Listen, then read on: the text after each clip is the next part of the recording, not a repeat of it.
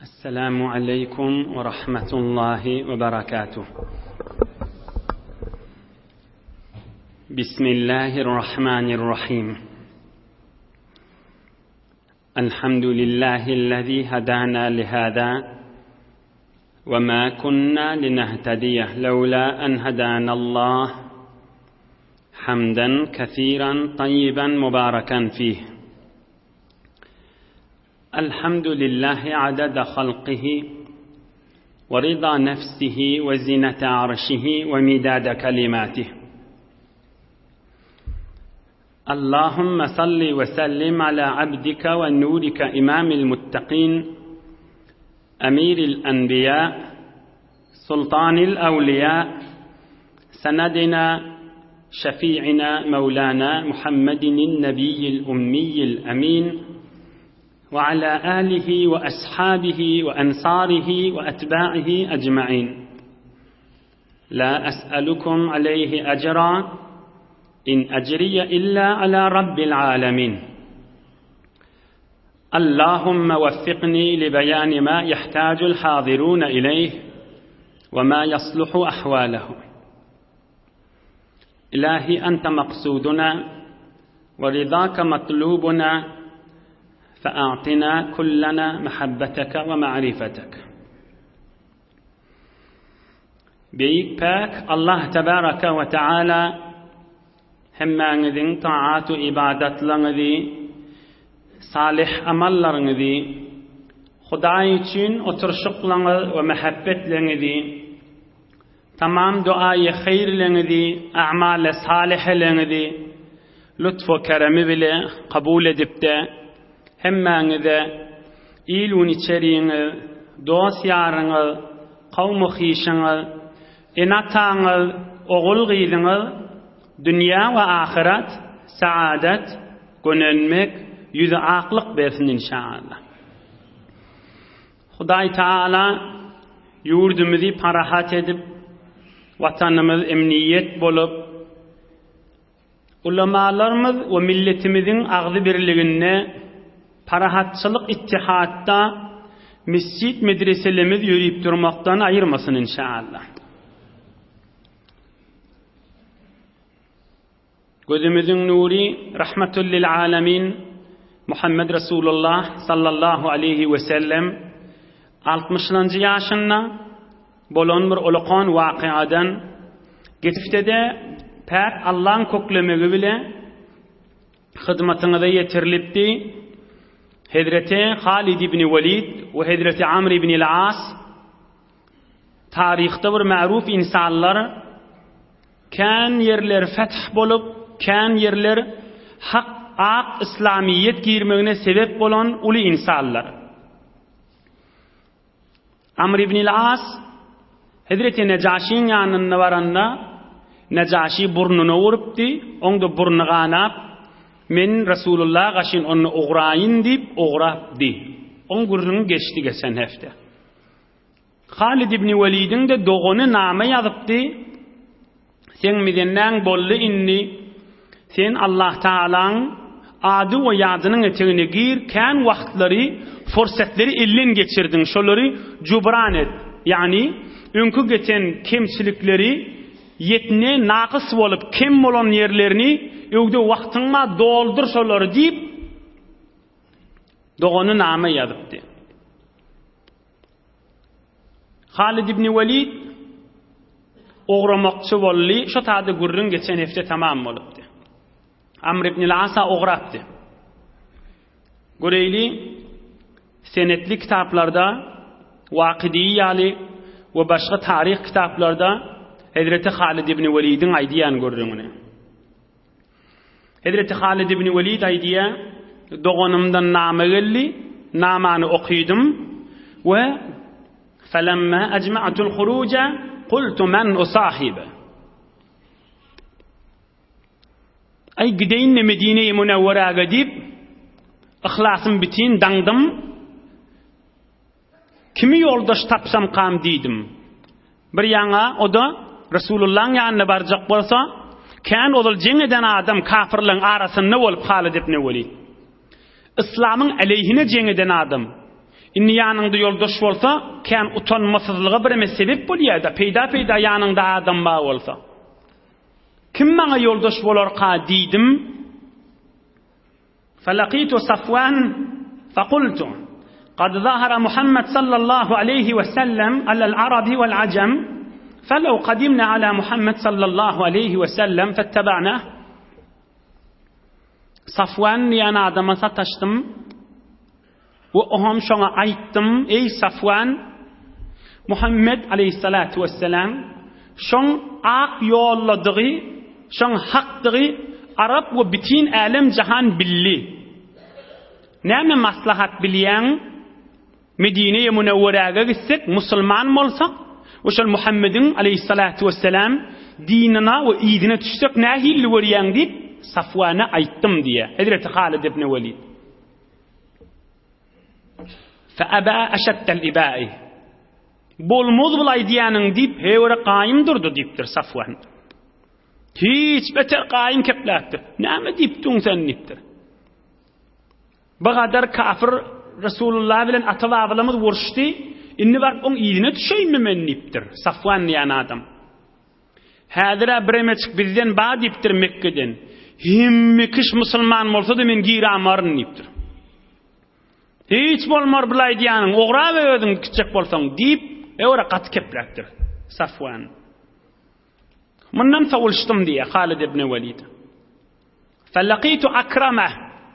Abu Jahl'in oğluna sataşdym diýe. Abu Jahl'in oğlu Akrama. Ona aýtdym, ey Akrama, Muhammedin hakdygyny sen ne bilýän, men ne bilýän? Alem jahan billi. Her kim midennede goýşa awy. Her zadyň bir midennesi bar. Haçana çili yalandan gidişmeli. Haçana çili eşitmänşik bolmaly. Haçana çili bilmänşik bolmaly. Haçana çeli, ha sen aqunyň kepini kulak asdyňmy diýlermi qadip, Allahdan daş ýaşamaly. Mizenni bolly diýipdir. Abu Jahl'in oğluna aýdypdyr. O da hewre gat kepläpdir, bolmaz bulay diýäniň diýipdir. Ey imanly dogallar. Bir 2-3 dagyga bir ders alyp men ýerine alyp gideýin. Kän adamlar bar özümizden we gaýrakyny fikir edip göreýin. Awwal özümize ders we soňran başga kişilerden.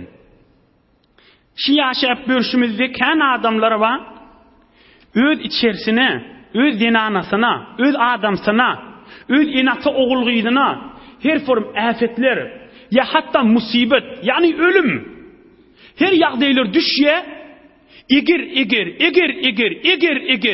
eger ders alaýynyp gulaýyndan barmaýa dersiň. Ya öz içerisinden ya döwreginden. Yoksa şol dünýeden geçýän adamda şol musibet, kynçylyk ya bir ulukon bir merifçilik ya bir ulukon afet üstüne düşen adamda senden menden zerenräk, owadarrak, pullyrak, gelşigirräk, ya sen diňiň ya senden etek her jiregi bar. Senden menden beter behdaşdy raýat edýän, senden menden beter iýişik zadyn raýat edýän, ora arastalygy nezafet raýat edýän, giýjewni haýatyn ýup, giýjewni öýün arasalap, giýjewni swatşpiren adamda görsen ulukon dertleri mubtala bolaýa, ya afetleri düşäýä, ya öz üstüne ajal geläýä, ya içerisine bir ulukon afetler gelýär. Ve maňa da şijirek bir afet ya musibet ya ölüm gelip men Allah'a jogap bermelidir ne diýip eger ders almalardan naşburtovar adamlar. Hudaý saklasyn şol adamlardan we şo jirek dertden. Ey musulman dogallar, şunu doga etmelibiz. Ýaşap berşiňizde de görýänsiňiz. Müşteriňiz bardyr, zat satýanyňyz bardyr, hemsaýa agy innen bardyr, mehelläňde bardyr. Gatnap bilenler öýüňde şaýet bolsun, döwreňde şaýet bolsun. Hususan bir haqiqat zat. Yaş ol qorraň adamda kändir. Eger din görüriň, ders almaly görüriň, Qur'ana girmeli görüriň, gulugyna girmeliädinna. Ya bir ulukon musibetlerden, afetlerden ders almak diýen zat asıl bernamasynda ýok.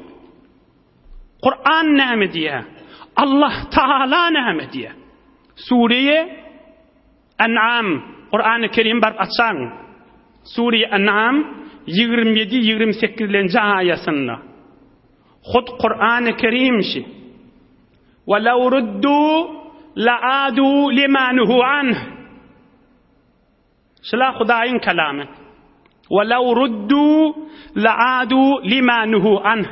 Şola adamları cehenneme ekitip kökesen, cehennemin düğününe koysan, ey Hudaya bizi şu cehenneme salma deyseler, ve Hudaydır rahmet şoları cehennemi gördünüz mü hava deyip de şoları şu dünya getirsele, yeni önkü maskarala, size namaz okuyanındı, ne ettirpeniz deyip önkünü övürülecek adamlar şolar diye. Hud Kur'an'da şey diye adam.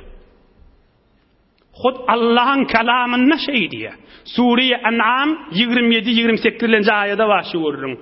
وَلَوْ رُدُّوا cehennemin düğübünden çıkarıp getir dünyaya, لَعَادُوا لِمَا نُهُوا عَنْهُ. Önkü haram iş, önkü haram kep, önkü musulmanları maskaret yerlerini önkü adamdır. Hiç ütkömez diye da şol adamlar. Bitir bir ulukan bir ders görürüm, ve yüreğimizden korkmalı görürüm. Görüyensiniz şöyle adamlardan, hiç ders Hudaya gaşin yıkılmalan ne şu namazda, mescide ya Kur'an'a ya bir qav keplemilladinna ya bir Allah kuvvet din uğruna hiç kime aitmelladin neme ağzını kefi ve azava neme ağzını kefi ve maskar etmek ba neme ağzını kefi ve oynamak ba neme ağzını kefi ve iyiliğinden töhmet, gıybat şimdi mescide katnayan vaaz veriyen ahuni, qarisi hulasa şol ağul zadın açıp durun valla şala bir ulukan bir dert de del yüreğe basılan bir muhr ol Huda yaşmata adam açıp bilmeyerim Huda saklasın o günden Hazreti Halid ibn Velid iki nefere sataştır hey gideylin midenni bollu ki ders aleyhin giptir Alemcan Necaşi var Müslüman mı oldu bizim Mekkeli ol imanı giremiz hak diptir hey yürüyün daha diptir etmeyenlerle İki nefere sataştım bolmadı üçüncü adama vardım diye فخرجت براحلتي إلى أن ألقى عثمان بن طلحة رضي الله عنه Maruf Hazreti Osman'dan başka da var Osman atlı var şuna sataştım diye inni uğradım diye men Medine'ye Münevveraga hey ne maslahat gideyli bollu da bilen nemiz Müslüman molaylı deydim diye ay men de yüreğimde battı da gideyli deydi diye ay berekallah iki yoldaş var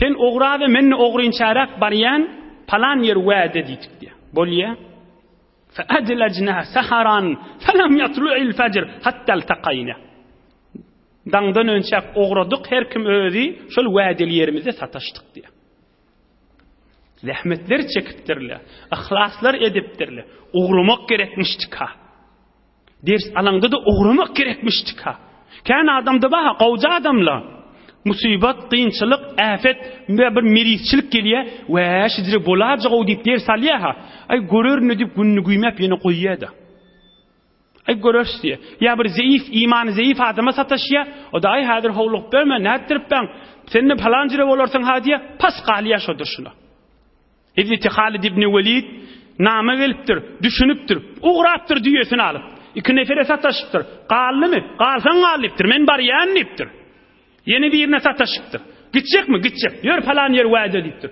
uğraptırlar adam ders alandan sonra uğraman fikrinne olmalı vaktin güymemellel fırsat elin vermellel bütün yıl araday geçer kıyınçılık ne kadar gün uzakluk mübarek mereday girdi ya girmen üstü yeni 3-4 haftadan yeni mübarek ay gelecek vakt güymeme fırsat elin itip var ya ve kan adamlarda öten aradadan beri ahiret oyuna kaşin uğradılar Halid ibn Velid uğrattır barip sataşıktırlar o doğasına o ham yine uğrattırlar görsele ol Necaşin yanından kaydan Amr ibn al-As var merhaban bil kavm ve merhaban bika ha yerden geliyanız Nämdik gelýäňiz näme her gaýsy delilini aýtmandyr näme diýip şu tardydyqlar. Halid ibn Velid aýdypdyr ad-dukhul fil islam we tibaa Muhammad sallallahu aleyhi ve sellem.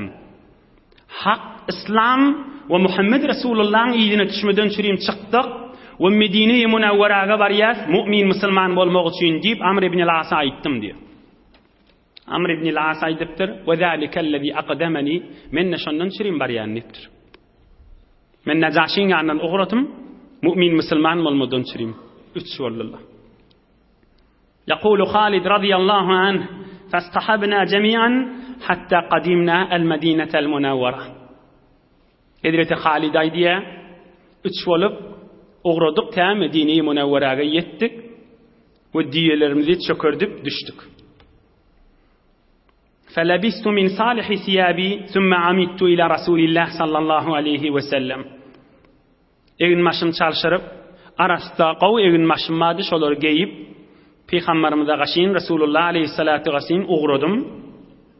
Aham ol nama yazan doğunum evimden yortup geldi. فقال أسرع فإن رسول الله صلى الله عليه وسلم قد أخبر بك فسر بقدومك وهو صلى الله عليه وسلم ينتظرك. ol nama yazan doğunu naması yerine etti de. Neticesini gördü. Yortup doğunun evinden çıkıptır. Ey doğun Resulullah aleyhissalatu vesselam sen gelinin eşitti gözleşipti. Yetçilla bir maqatınrak yürüy deyiptir. Aham çalasımrak yürüyüp uğradım. Fatalatu aleyhi sallallahu aleyhi ve sellem. Hal daştan gördüm Resulullah canı yalfallap oti.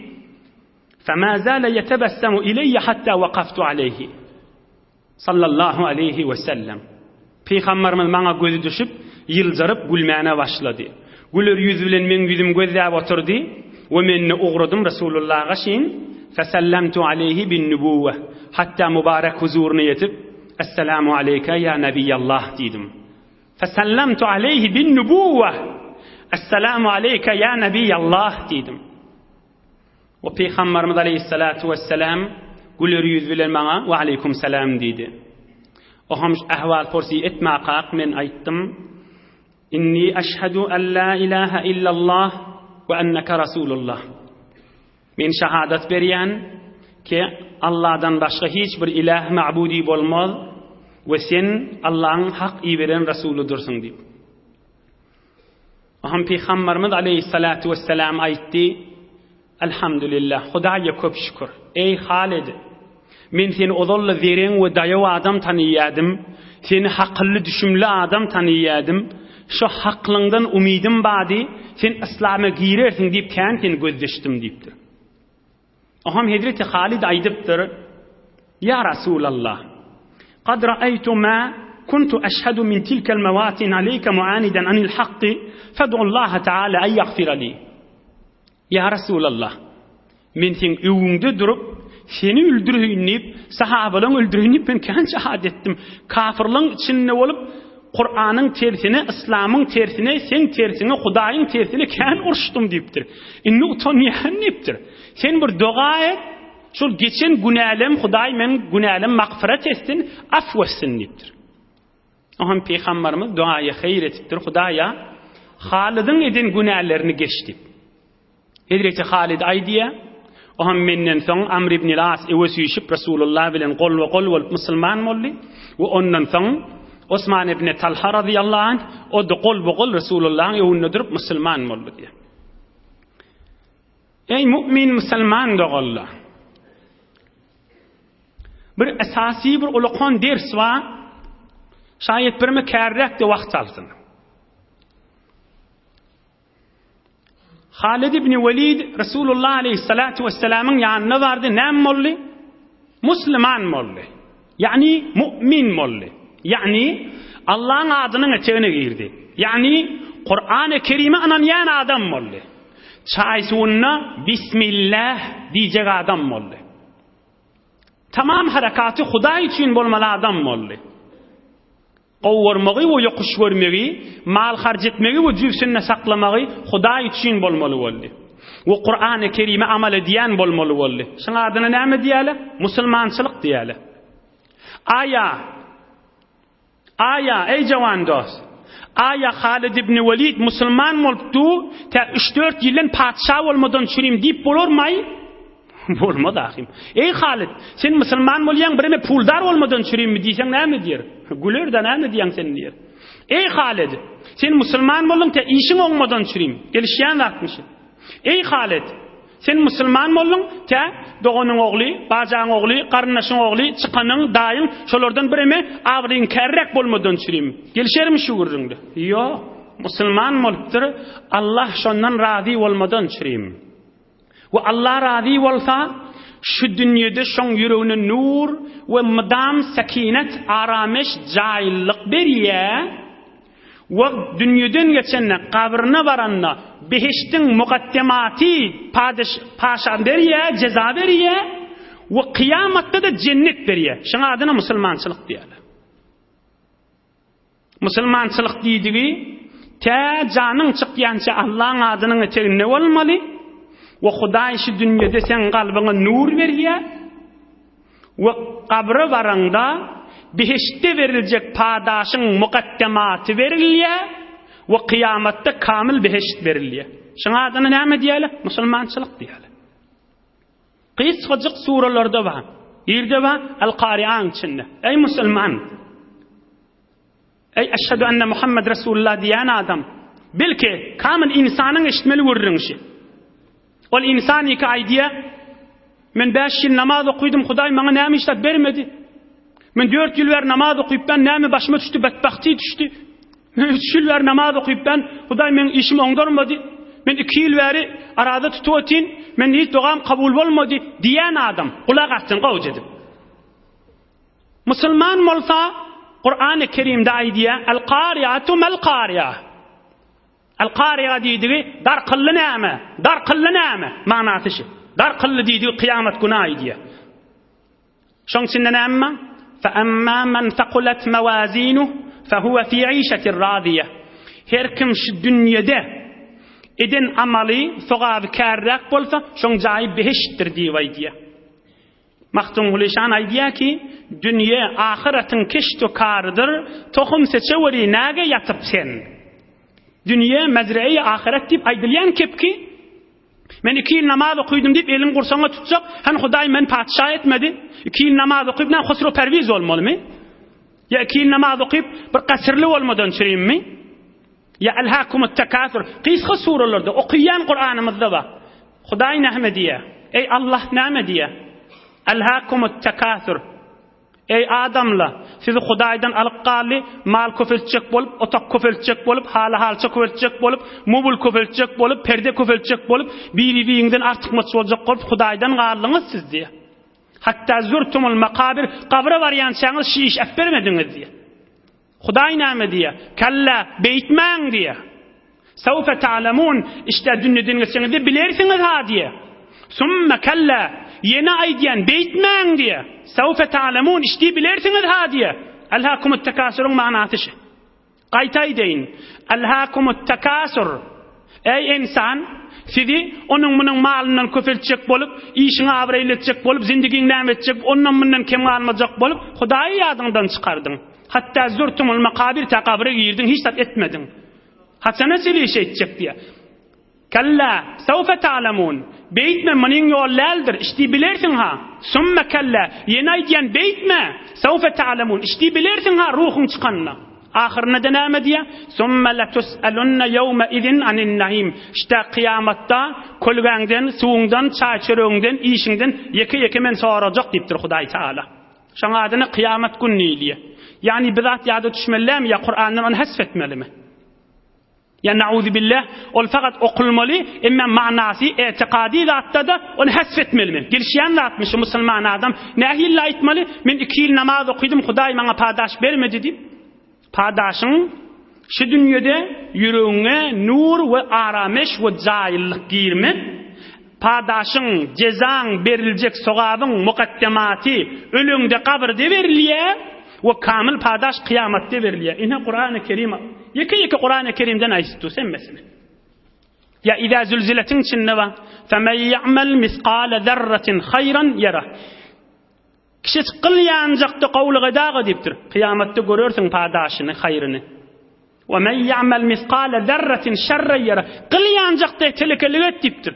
Tawba etmeseň onda zererini görersiň kıyamatda diye. Şu gurunlara kıyamatyň gursun. Ine Halid ibn Walid musulman bolşuny wedde. Göreyli Halid ibn Velid näme etipdir musulman bolup. Hemmemizde ders alaylin, hususan yankı oğlan, yankı basabat, yankı düşümli ki kafirın kefini eşitipdir. Hop 10 yıl namaz okuydun näme eline geldi? Hacca gitkeldin näme eline geldi? Hop bugat arada tuttun, horluklar çektin, näme eline verildi? Yani näme eline verildi diýse, ayet biz Kur'an-ı Kerim Allah Taala'nın kelamına imanımız var diýär. Kur'an-ı Kerim Allah'ın kelamı. Darwin'in kefi değil, Marx'ın kefi değil. Carnegie'nin kefi değil. Onu yer oyunu yaradan Rabbul Alemin'in kelamı. O şonda da bir imanımız var. Dünya ahiretin keştikarıdığına. Dünya ekran caydığına. Ve orok cayı kıyamet gün. Yani bu Kur'an-ı Kerim kısa suralarda aydıvati. Bir olgu verecek, bir nemune verecek. Göreyli Halid ibn Velid nämedir? 3 tane Halid ibn Velid'in kefini kulağa. Hasan aydıptır. Ölecek bolanını aydıptır. لقد شهدت 100 زحف أو زهاءها وما في بدني موضع شبر إلا وفيه ضربة أو طعنة أو رمية ثم ها أنا ذا أموت على فراشي. كذا في الاستيعاب. Halid ibn Velid Müslüman molly. Ahım ölecek bolanını tüşükte yatiqa ağlap aydıptır yewreğin näkileri. Ey Müslüman bolanım bäri 100 jengde şirket ettim diýipdir. 100 jengde. Ol öňkü günälerini ýuwjak bolup zähmetler çekipdir. Odal kafirliň arasynda bolup jeng edipdi da şo günälem ýuwulsyn diýip musulmanlaryň arasynda durup islam ýaýrasyn diýip 100 jengde şirket ettim diýipdir. Inni düşüwümde öljek bolýan şehit bolmadym diýip ağlamana turupdyr. وما في بدني موضع شبر من النام gözden diptir. Koynuğunu açıptır. Ennamına yara, ok deyiptir. Tir kaman deyiptir. Kılıç deyiptir. Nayle deyiptir. Yara yaramıştır. Şu yaralı bilen bana şehitlik nasip olmadı deyip ağlamana oturuptur. Men ennamı şizire yaralı düştü. Huday bana näme beytti? Men musulman bolanım mer günüm aytam şu oldu. Men musulman bolanım mer Huday bana bedbahti verdi. Nauzubillah. Ey bikepleri aydanak bir büyük insanlar. Men aydıp duran kefini ölecek boltuqa. Düşüwüň üstünde. Men bagat dinden sürüm zahmet çektim. Men öyüm artmadı, men pulum artmadı, men yer yurdum artmadı. Munu öden musulmanlar men dargadım diyena. Qaytam aydıptır. Men ennam janymı öden diýipdir. Men şehit bolup bilmedim. Men bir garry hele ýany öýde ýatyp öljek bolýan diýip ağlamana durupdyr.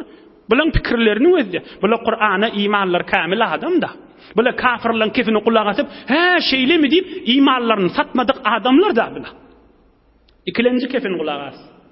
Ve fil isabe qala Halid radiyallahu anh laqad talabtul qatna madannatan falam yuqaddar li. Şu günne aydypdyr.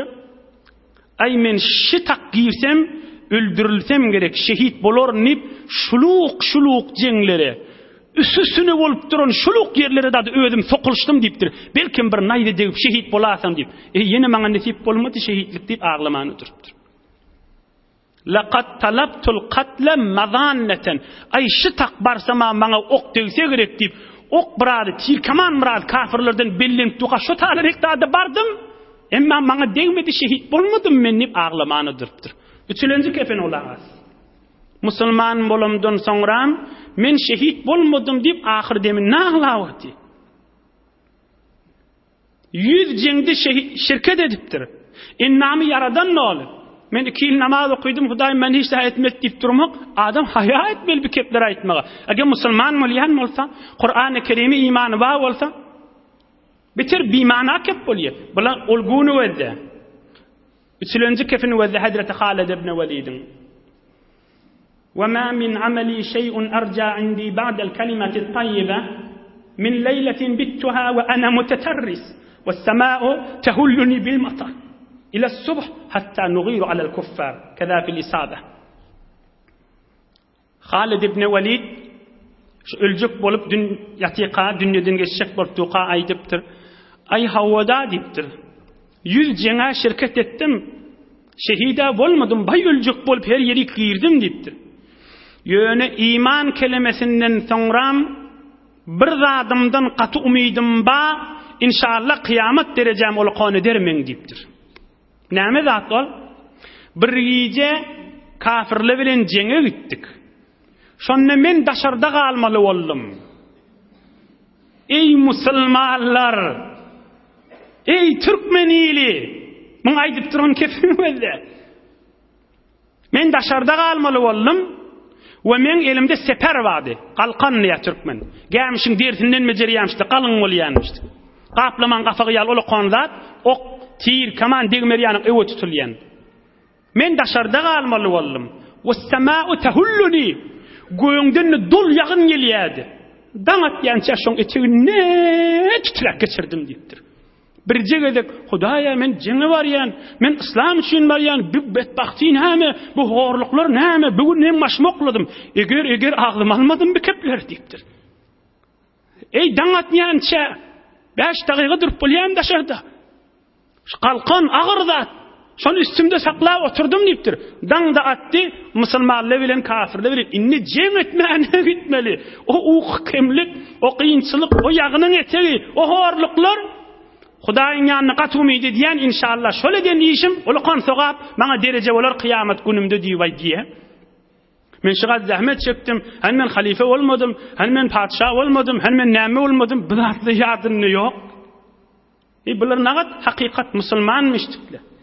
Seyre zahet her şebi yekru zerah, seyre aşık her demi ta tahtşah. Seyre zahet her şebi yekru zerah, seyre aşık her demi ta tahtşah.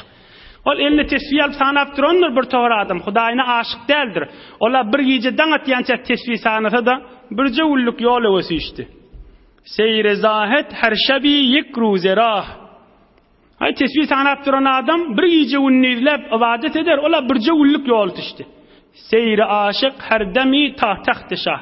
Hudaýyna aşyk adam her lehzede Allah'ın düýbünde durandyr, asmanlarda ýatandyr o diýipdir. Bir lehze ışqı bilen, mehabbeti bilen, canu dil bilen, gözünden ýaşaktyrmak bilen, asmanlarda ol perişteler bilen bile durandyr diýipdir. Hakikat musulmançylyk janyň bilen inanyp, musulmançylygyň bir manasy Hudaýyň bardygyna inanmak däldir ha. Kim kafirde we Hudaýyň bardygyna inanýar. Musulmançylyk diýdigi mehabbet, ışq diýdigidir Hudaýyňa. Emma ahyrky dersdaýdan gijada garlyk inşallah 3-4 dagygada tamam eder. Mübarek Ramazan aýdy ýetip gelýär bir nasihat bolar, ýöne elbetde Halid ibn Walidden ders. Ey hajjada, ey jawan dost, mümin musulman ayal we erkek dogolla. Halid ibn Walid musulman mol radiyallahu an. Oham 100 jeňde şirket etdi. Nämeden çirim? Öňkülerini ýuwjak bolup. Ulamalar aýdýa, bir günah iş edem bolsaň, şonu ýuwjak bolsaň, şoň tersine işler et. Yani Halid ibn Walidden ders alaýly. Ozal kan musulmanlar bilen jeň etipdir. Şonu ýuwjak bolup indi kafirler bilen jeň etipdir. Hamana bir adam en atasyna azakan beren bolsa, şonu ýuwjak bolsa indi en atasyna gowluk etmeli bolýar. En atasy dünýeden geçen bolsa, şolara haýyr doga etmeli bolýar. Erkek doğan ayarlygyny azab razyn beripdir, hakyny ýitdir, ya eziyet beripdir. Şoň tawbasy näme? Şonu ýuwjak bolsa indi gowluk etmeli. Dünýeden geçen bolsalar, olara doga etmeli. Hakyny ýem bolsa ýygyna gaýtarmaly. Razy bolýmyl, ýüreklerden olara razyçylygyny bersinler. Mal vurupdyr, heýwan vurupdyr, it vurupdyr, eşekkan vurupdyr, sygyrkan vurupdyr. Olakan günälerden heýwan bija vurmak. On kan vuran bolsa, inni on tawbasy heýwanlara gowluk getirip durmaly. Bir wagt bir gowa adam, ewliya adam mamşdy. Kan wagt Rasulullah aleyhissalatu vesselam diýişinde görmendir. Ozalmadan peýgamberimiz diýişinde görýän adammış. Oham bir diýişinde görenne aglap, ya Rasulullah, kan wagt boldy men näme günah etdim? Onda sen bir ýerde bija bir heýwana eziyet berdiň diýipdir. Men tawbam näme diýipdir? Heýwanlara gowluk et, öňkün ýuwulsyn diýipdir. Inni heýwanlara gowlugyny getirdidir. Hemmesinde de estağfirullah gerek. Hemmesinde Hudaýa men iştiba etdim diýmek gerek. Ya meselen bagşlan arak ýaly, zina ýaly, olakan günälere mubtala bolupdyr, tawba etjekmi? Inni öýde bir öwürler. Şol işlere mubtala adamlara da hey barmaň, hey biderek zatdyk düşündirmeli şolara. Hey düşündirmek bilen öňkü edellerini ýuwmaly. kumar oynaptır, halkın hakkını iptir, iyidine qaytarmal pulları. İyidine qaytarmal. Tanıymasa şolan tarafından sadaka verttirmal. Sadaka şolan tarafından. Yok ödüp duranna bolsa, Hudaýa men bir direk yere malym gidipdir. Men günah iş etipdirin. Men sen diningden çıkypdyrin. Men musulmanlykdan daşardy bir işleri edipdirin diýip astagfirullah aýtmaly hemmelerinde de. Inhe Hazreti Halid ibn Velid radıyallahu anh kafirlikten musulmana geçti. Yaşayışının özü nur bolup galypdyr. Yaşayışının öz duruşunu ders bolup galypdyr. Çalatymlyk bilen dersin aýdamyzda näçe neferin arasynda bir sagatlyk ders bolup öti. Munna çalatym geçip barýaka. Adam imanyny girse, Allah'ın adyny girse, Allah'ın ışkyny girse, dünýä ahiret abatlyk diýerligi işi. Allah Taala qalplaryňyzy we öýleňizi nuru imandan dolasyn inşallah. Hudaý Taala görjegimiz gowluk etsin. Hudaý Taala parahatçylyk, emniyetlikden ayırmasın inşallah. Bir alham 3 kul huvallah Suriye Falaq we Nas goşup okuýaýlyň, ötelleň ruhuna bagşetde ilgini doga edersin inşallah okuýber.